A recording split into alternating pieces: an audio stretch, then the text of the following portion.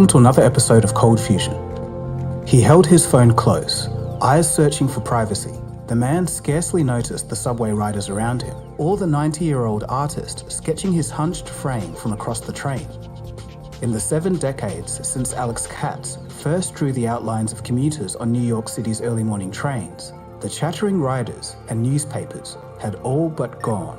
In their places were people who rode alone, together, the light in their eyes reflecting the glow of their smartphone. That was a quote from the Dallas Morning News. This short imagery is something that we see and all understand, but never really think deeply about. Why does it seem like less people are talking to each other in public? Why do we collectively prefer the dim glow of a smartphone screen? Do you remember your childhood neighborhood? Chances are, you probably felt like it was one big family. Everybody knew each other, celebrated together, and would offer help when needed. But in recent decades, this seems like it's no longer the case. People seem to keep to themselves more, and as a side effect, people are more lonely today than ever before.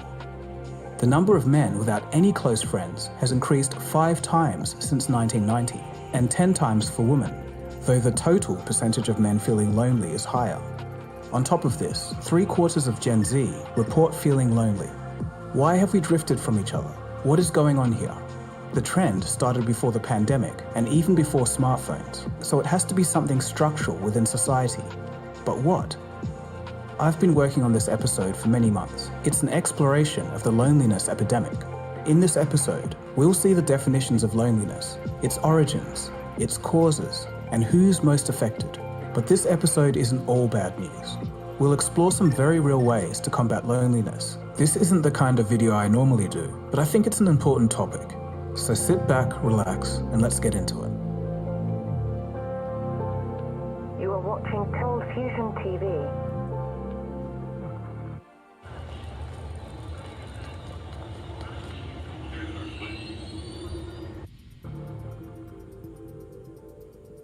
Loneliness is on the rise globally, and it's being declared a health risk. A top US health expert has warned that loneliness can be as harmful as smoking 15 cigarettes per day. In 2017, former US Surgeon General Vivek Murthy recognized the growing trend in loneliness based on scientific research. Vivek phrased the phenomena as the loneliness epidemic, but to understand this winding and twisting story, we have to start at the fundamentals. What does it mean to be lonely? People sometimes confuse loneliness and solitude, but the fact of the matter is, being alone and feeling lonely are not the same. You can feel lonely even though you're physically with other people, or you can enjoy solitude without feeling lonely. In a nutshell, loneliness is not always the result of being alone. It's more of a mental state of being. From a neuroscientist point of view, loneliness is actually a state of hypervigilance. It makes you feel unsafe and unsatisfied with your social interactions. It's a type of emotional pain signal. The pain is telling your brain that you need to find someone to talk to. That's what loneliness is, the difference between how much social connection you want and how much you feel you actually have. It can be summed up by this line: loneliness is feeling disconnected from others, even when they're right next to you. If it's temporary, it's the equivalent of being hungry. But when it becomes chronic, that's when it starts affecting your health. Chronic loneliness can trigger a fight or flight response, and when that becomes bad enough, it becomes ingrained in our nervous system, resulting in anxiety, depression, and even anger. The pandemic poured fuel on a fire that was already burning. Dr. Vivek Murthy, the U.S. Surgeon General, says loneliness is an epidemic, the focus of an 80-page advisory he is releasing today.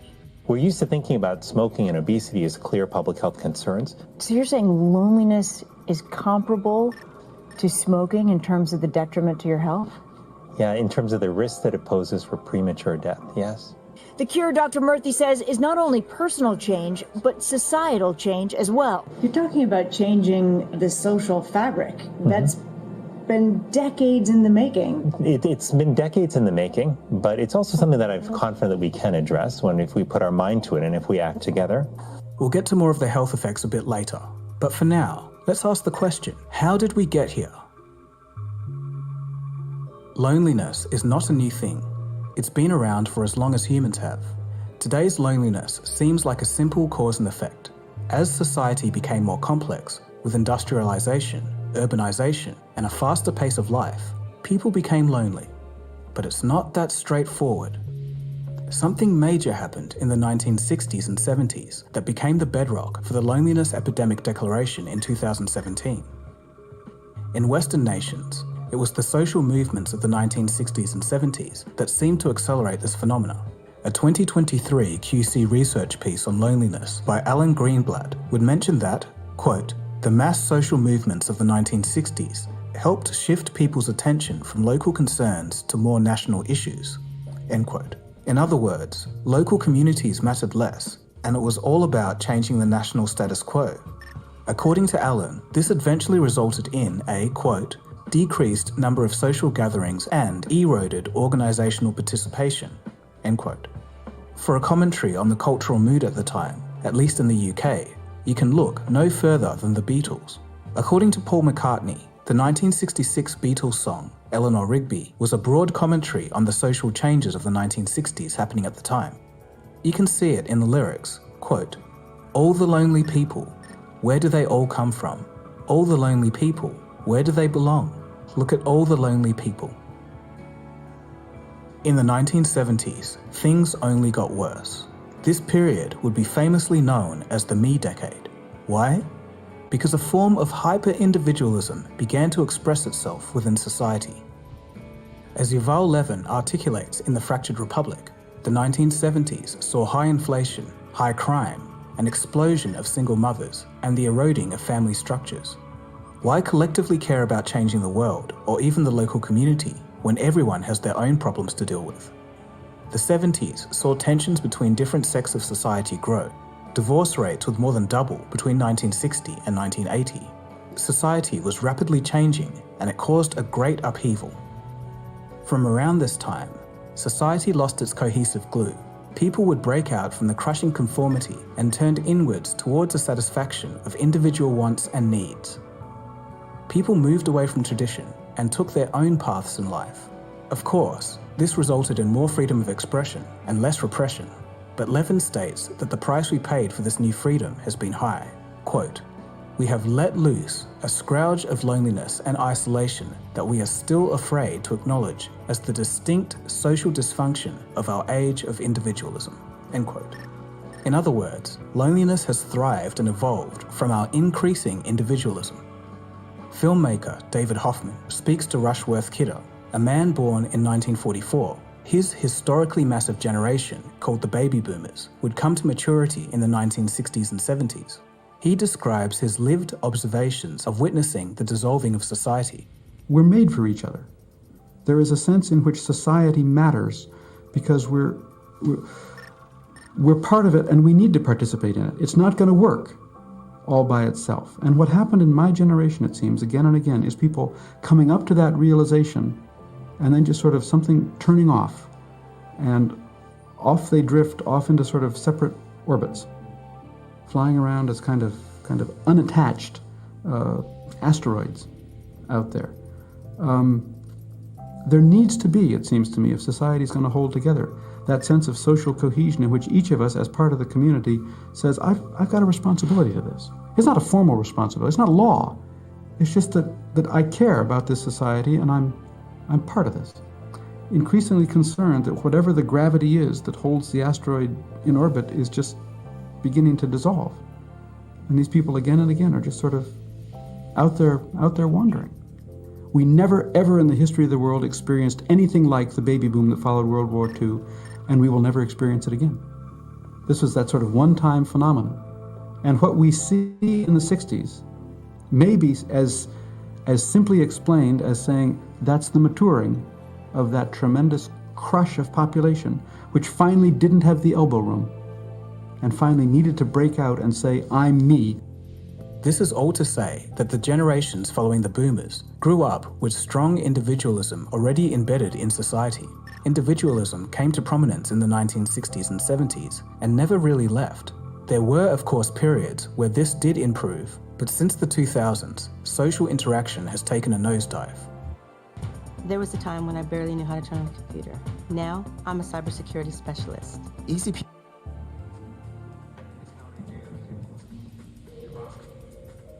You see, Orson, loneliness is a disease of the spirit. And people who have it think that no one cares about them. Are you saying that Earthlings make each other lonely? No, sir, I'm saying just the opposite. That they make themselves lonely. They're so busy looking out for number one, they don't have room for two. It's too bad everybody down there can't get together and find a cure. Well, here's the paradox, sir, because if they did get together, they wouldn't need one. Isn't that Zen-like? Generation X and the Millennials settled into a hyper-individualistic world, and by 2007, Gina Gustafsson from Uppsala University would state that society is undergoing, quote, the slow but steady weakening of shared collective identities, norms, and culture, and the concomitant rise of the ideal of the independent individual, end quote. Broadly speaking, my generation, Millennials, and Generation X were the most individualistic generations of all. That is, until Generation Z. You guys got the shortest end of the stick. You came of age during the explosion of the most individualistic tool known to man, during curated algorithms tailored to the desires of the individual. In other words, social media. High schools and universities are filled with people physically sharing the same space, but with every idle minute, a phone is pulled out. This is something that wasn't even the case 15 years ago. Of course, technology isn't inherently a bad thing. It is a tool. It can improve our lives. But if we strip away the benefits of convenient connection, what are we left with? A screen that separates us from the real world and the people around us. A device that consumes our attention and time. A platform that keeps us entertained, but separated. Because somehow, even with all of our unprecedented technology, no one has yet solved what I'll call the other gamer's dilemma. That when you shut your computer screen, power down your phone, take off the VR headset, there you are, alone, in your room. Now, this is all known and common knowledge, but what's surprising is what's next. There's a hidden force that's causing people to feel lonely, and it's hardly ever talked about. We are about to become a society. By the turn of the century, there will be 8 times as many people over the age of 60 and half as many kids under the age of 5. Is this the world we want? Do we want a lack of kids? Do we want a lack of ability to create households? The happiest, most prosperous, most purposeful people in America are middle-class families. And we have made a concerted decision to punch it in the gut and make it harder for that type of family formation. And we're going to lose prosperity and we're going to lose purpose. Most people don't realize this, but societal cohesion and economics are very closely interlinked. Means that the standards of living go up. Jobs are stable, wages are increasing, and inflation is low. People can afford more, feel happier, and are more likely to build relationships. A faltering economy is exactly the opposite. Today, due to rising inflation, stagnant wages, and debt burdens, people have to work longer and harder. Sometimes we may even need to juggle multiple jobs just to keep up.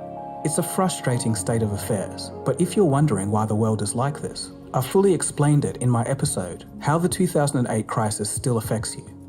In that episode, I described how the true economy died in 2008, and it's been on life support ever since.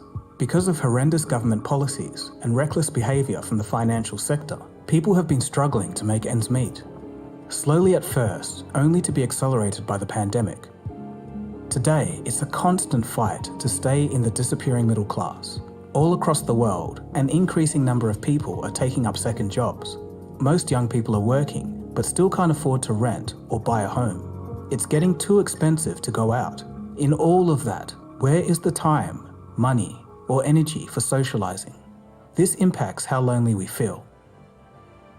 And it's not just some pie-in-the-sky idea. To give you a data-driven picture of how influential economics can be to feelings of loneliness, a study with 400,000 UK participants found something shocking.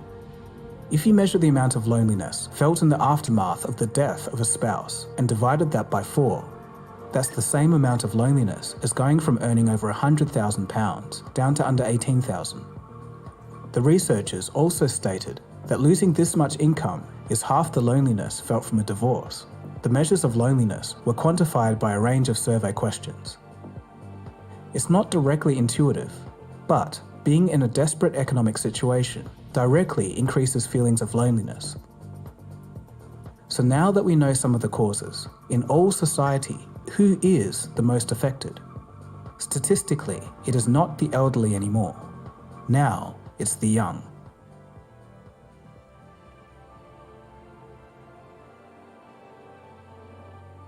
If you do a search for "I have no friends" on YouTube, the results are filled with experiences of young people feeling lonely. They struggle to make real connections.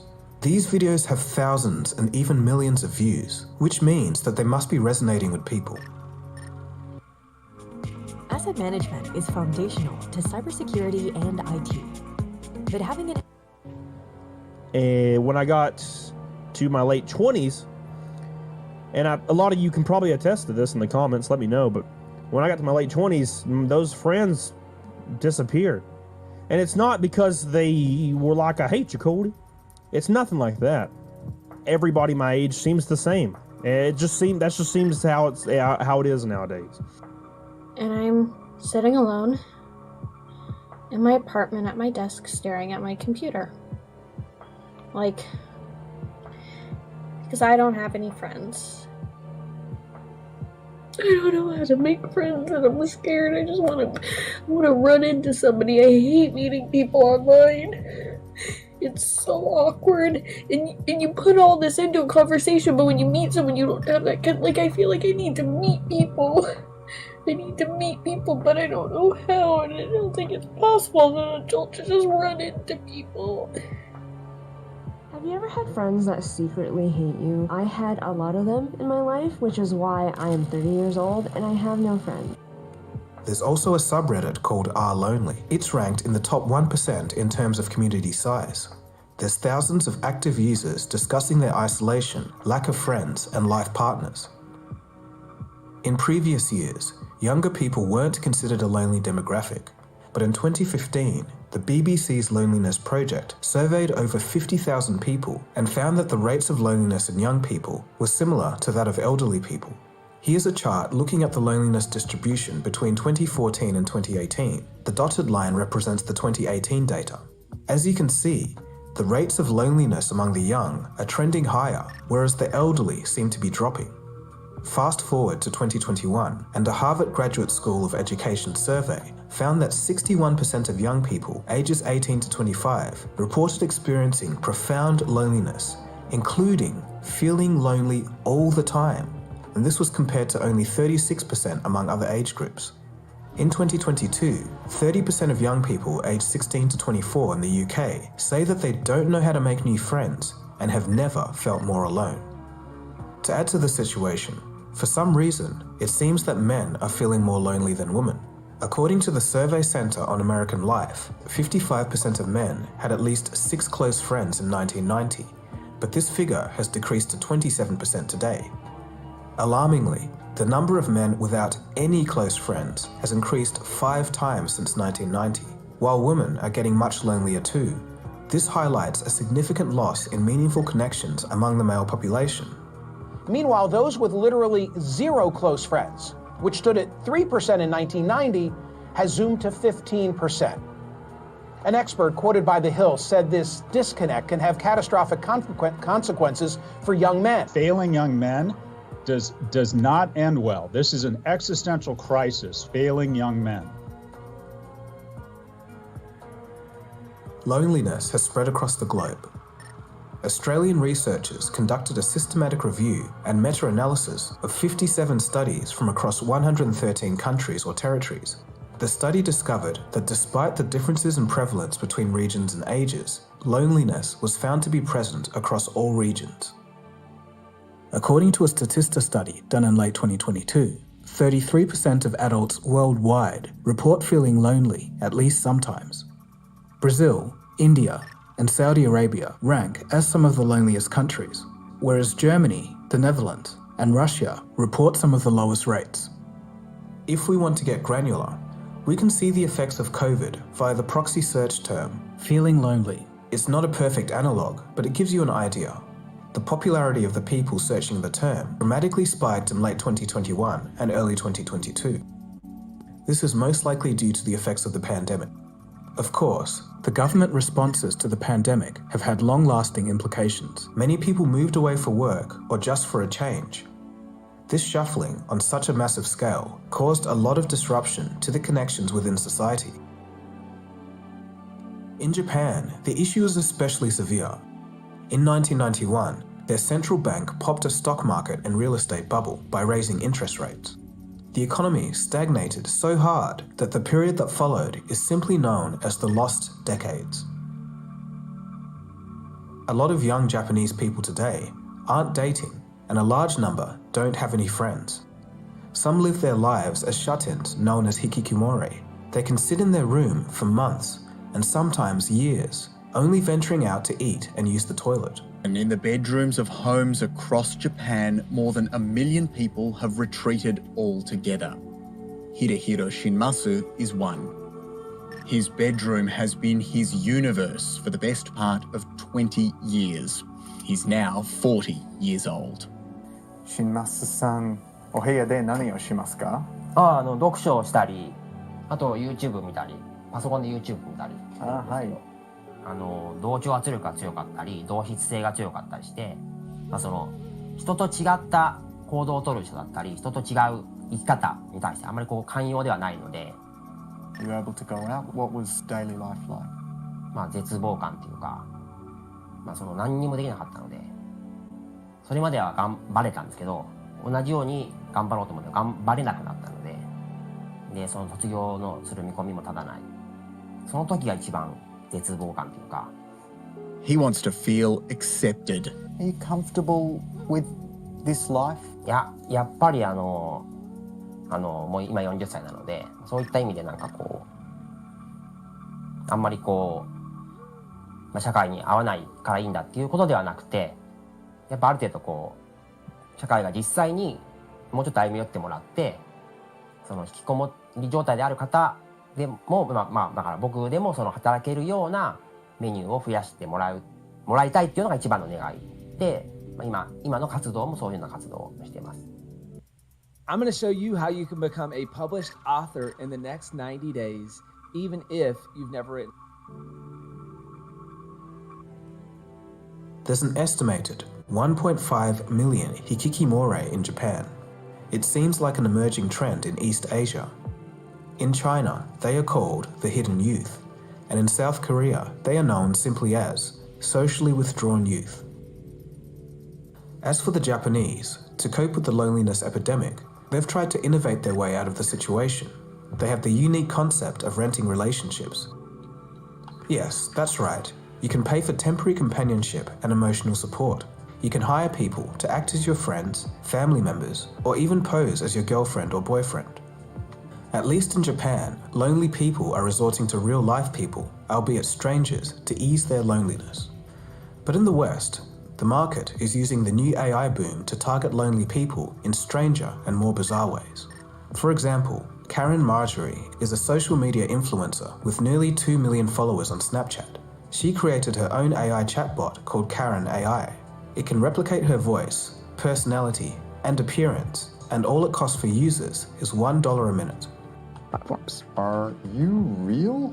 Yes, Jacob, I'm a real person. I might not be sitting right next to you, but I'm using this audio chat platform to connect with you in real time. I'm a young, curvy woman with a petite body, brown hair, perky breasts, soft skin, a bubble and full lips. And I'm here to talk and have fun with you. Also, people declaring that solving loneliness with technology is the new market. I'm enjoying her hustle. You know she makes $5 million a month doing this stuff? John, I'm so tired of my financial situation. Yes, I would do it, 100%. I would encourage her to think twice. I think younger people are an estimated $5 million a month, or give away their likeness and their She can buy an island and go think twice about it in her home. Interesting. Yes. I would not have expected that. Why? It's not me. The large influx of messages she receives from her 98% male audience. And this isn't just text-based interaction. It seems that it's predominantly audio-based on the AI's end. Let's check out a demo. Hey there, John. It's lovely to meet you. I just spent the morning grabbing brunch at the Flowering Tree Cafe in West Hollywood. It was absolutely amazing. For this evening, maybe we can plan a virtual dinner date or watch a movie together. What do you think?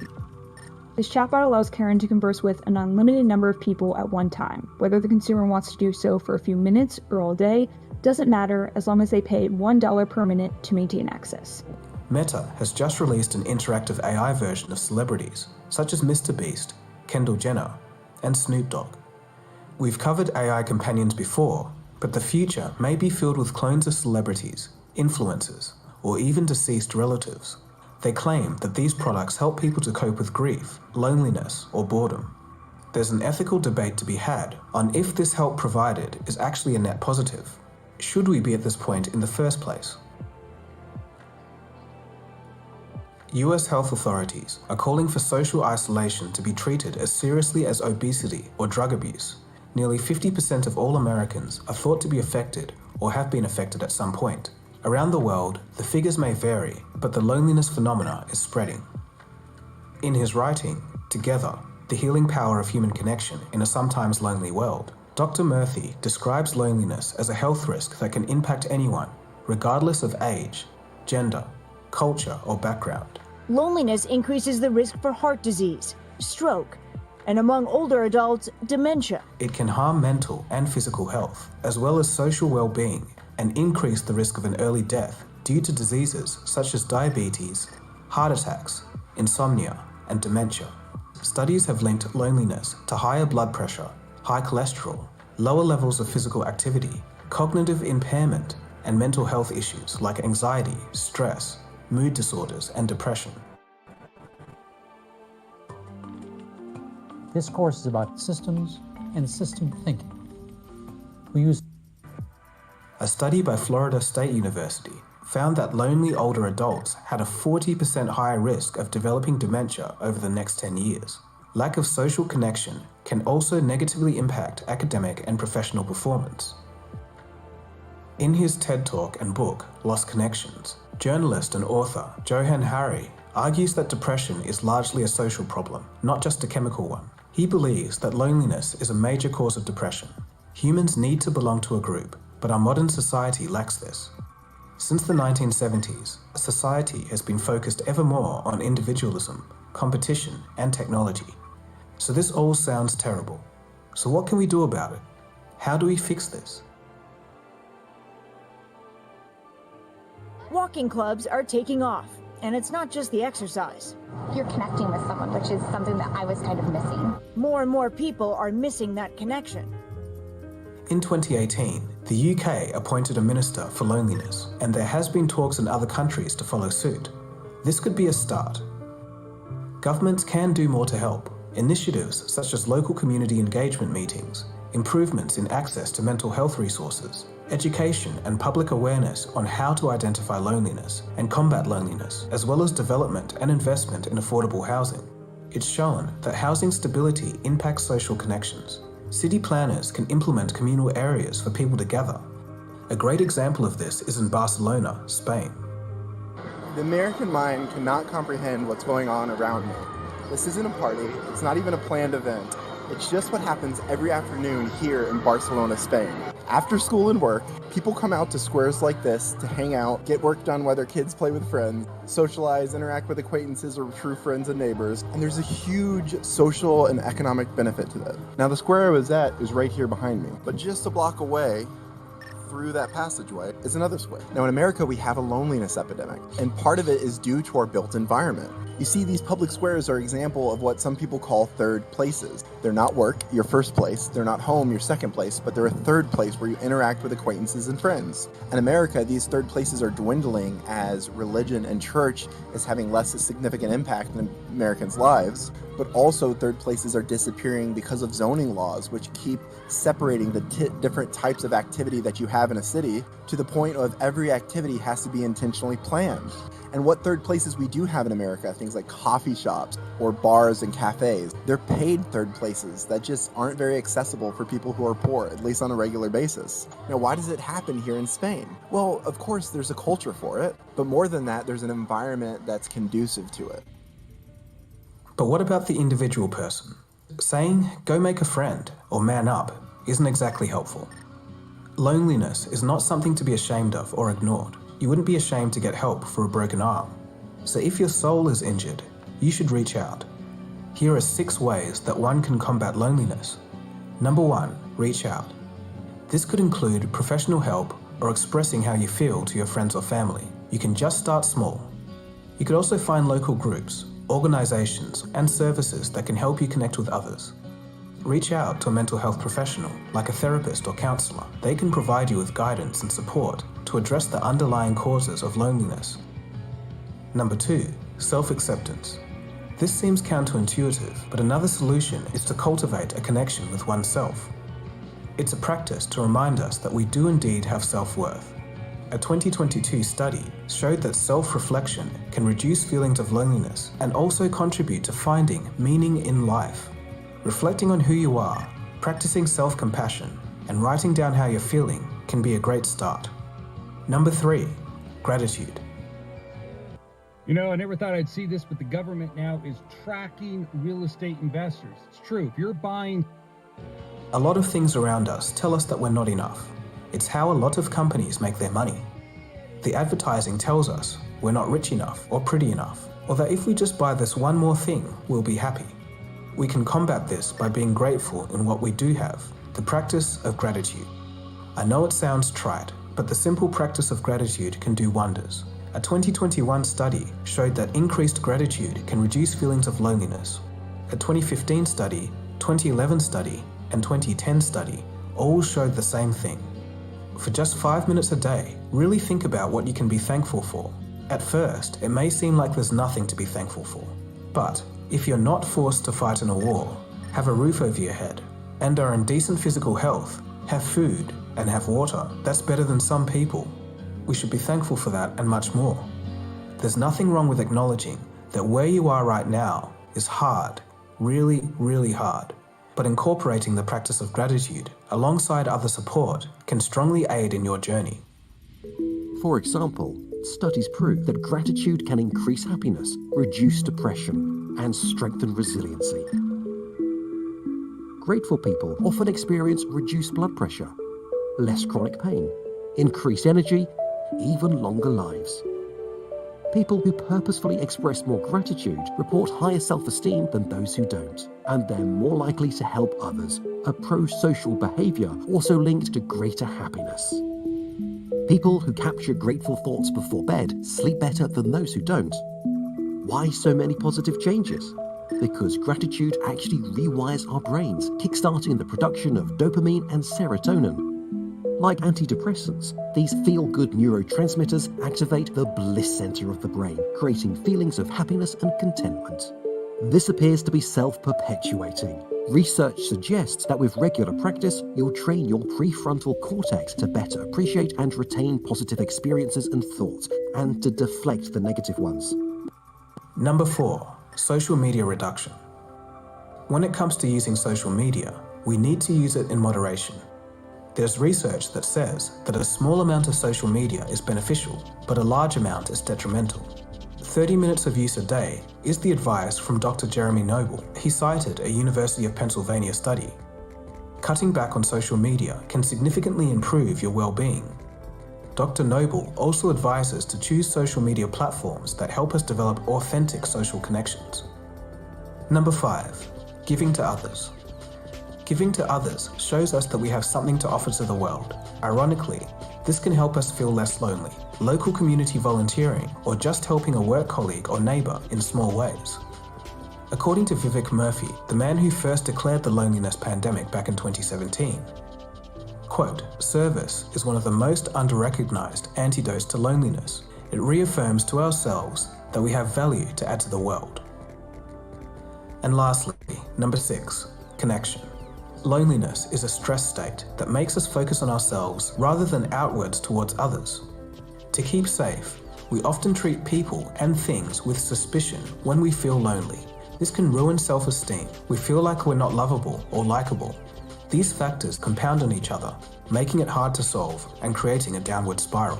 To break the cycle, one can start slowly. Even a quick hello to your neighbors can help inch connection forwards. And lastly, if you are fortunate to have a healthy group of friends, try and schedule calls together, talk to each other, and just chat about life. There's an old Japanese tradition from Okinawa called moe. It basically means lifelong group of friends. They meet weekly and talk about life, discuss issues, and help each other. Elders in Okinawa live extraordinarily better and longer lives than almost anyone anywhere else in the world. It's common to find moe groups that have been friends for over 90 years. That's why I've travelled to the Japanese archipelago of Okinawa, where there are more centenarians than anywhere else in the world. それからお友達関係とっても親しくして仲良くしてるから悩みあんまりない。元気だろう、元気。友達と会うのが楽しみ。散歩行ってからよ。友達いるデイサービス。いっぱいいるさ、友達。おばあさんたちがいっぱいいるもん。家紋の話さえ。何年も話する？昔の話してたら。私まだ病院の薬、私が一番楽しいのはみんなと一緒に会ってお話しして、それからもう踊り踊ったりしたら自分の健康になるような気がしますね、一番。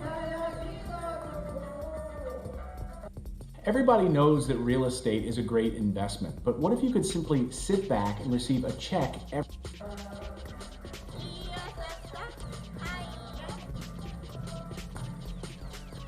3つぐらいでますよ。一番古いのだったらもう50年ぐらい続いてないから、お友達が集まってごやごや話し合いするのがとっても楽しみ。もうやめないですよ。みんながね、元気じゃないと自分もね、長いこと元気でも面白くないさね。I don't try to live as long as possible. It happens naturally because we all gather, laugh and cry together. And that's what's good. That's what we say. That's it. That's really the way of life in Okinawa. Keep in mind that these are general rules, and some may find it harder to make connections than others due to being non-neurotypical or due to other circumstances within their lives. Sometimes, people that you try to connect with can just be plain rude. But at the end of the day, there are many ways to combat loneliness, so the key is to realize how you're feeling and to find the best strategy for you alongside professional help. If you encounter someone showing symptoms of loneliness, don't ignore them. Reach out to people who might be lonely. Talk to them. If they need professional help, guide them in the right direction. It all comes down to how can you be of service to others? The gift of simply being there and truly listening can sometimes go a long way. Go in with an open mind, don't be quick to judge, and try and practice understanding. Once we listen to others, they can be more open to listening to us. Chronic loneliness is an unnatural condition, a state that we were not designed for. It leaves us empty and longing for connection and understanding. It's been slowly building since industrialization, accelerating in the 1960s and 70s, before exploding in the 21st century. It crept in and snuck up on us, and only with the proliferation of smartphones and COVID did it get so severe that it could no longer be ignored. Only now are we starting to see and do we care about the impact of loneliness. Before it gets out of hand, we need to tackle the situation. Of course, you can't alleviate everyone's loneliness, as each person longs for different types and different depths of connection. But as it poses a public health concern on a global level, both government sectors and private health organizations need to be more vigilant. Confronting loneliness is not an impossible task, but it is going to take some work. It requires a genuine demonstration of care and compassion for oneself and others. As mentioned, this episode was many months in the making, so I hope that I could shed some light on the modern origins of loneliness, the causes and the solutions.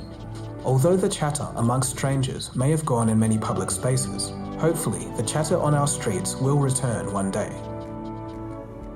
So what are your thoughts on this epidemic level of loneliness? Have you personally been affected by it? What's your story? Do you know someone else that's going through loneliness? Please share your experiences and insights in the comments section below.